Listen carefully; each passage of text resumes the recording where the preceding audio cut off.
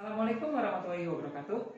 Saya Rizky Chandra dari Universitas Budi Luhur, Fakultas Ilmu Sosial dan Ilmu Politik, Program Studi Hubungan Internasional, dengan mata kuliah Politik Internasional.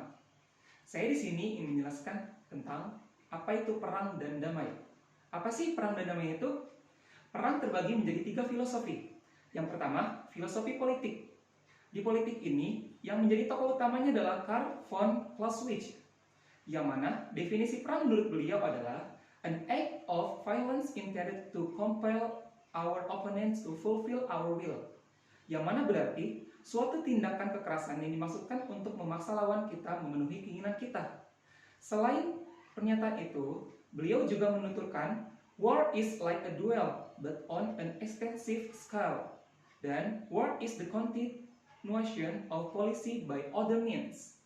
Menurut Karl von Clausewitz, perang memiliki 2 karakteristik, yaitu yang pertama, rasional.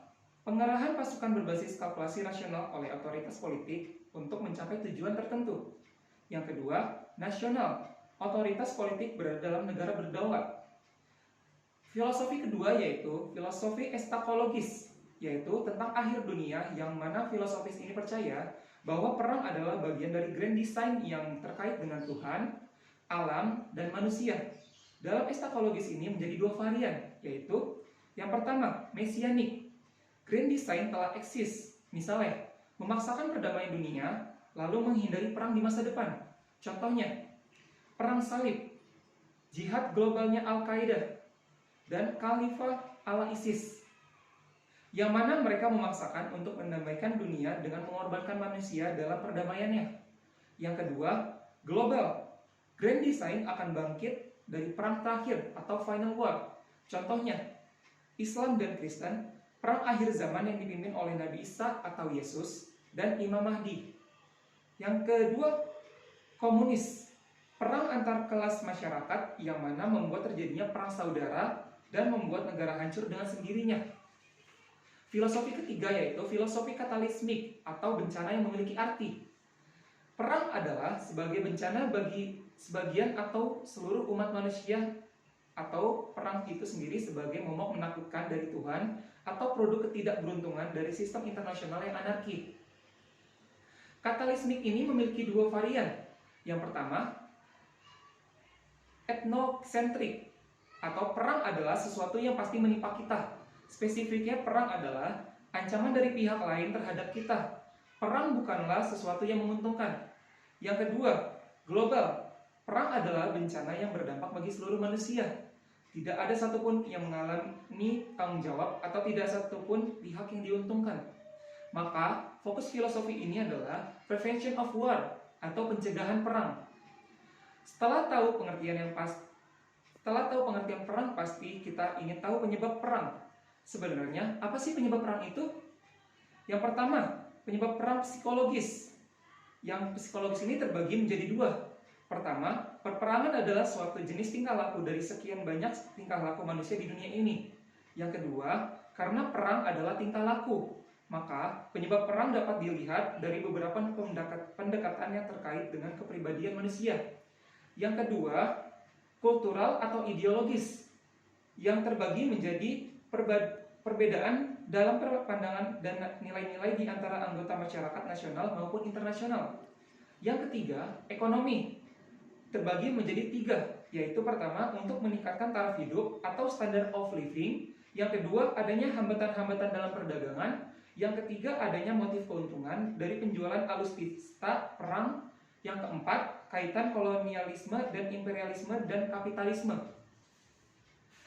Yang ketiga, politik, terbagi menjadi 2, yaitu sistem internasional anarki, dan yang kedua, perebutan power. Yang jelas, di dunia ini tidak ada sebuah perang pun yang mempunyai sebab tunggal, karena perdamaian adalah merupakan keseimbangan dari banyak faktor yang ada dalam masyarakat. Apa upaya untuk pencegahan perang itu sendiri? Yaitu, pertama, perspektif idealis.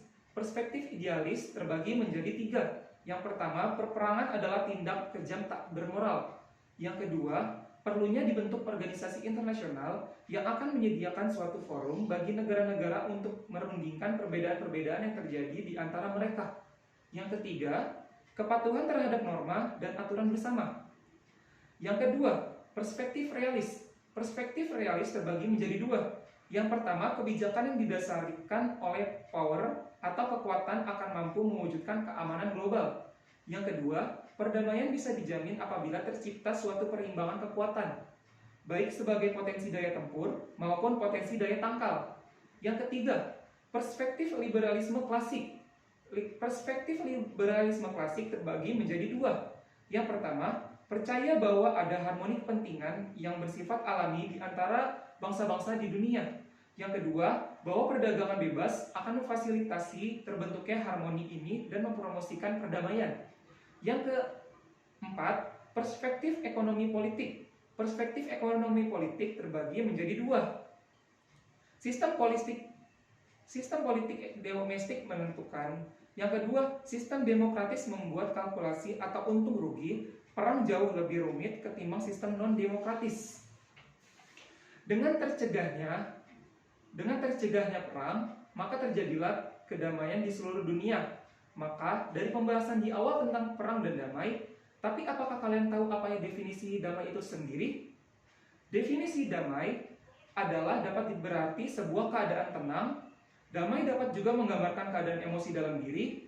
Damai dapat pula diartikan sebuah harmoni dalam kehidupan alami antar manusia di mana tidak ada perseteruan atau konflik.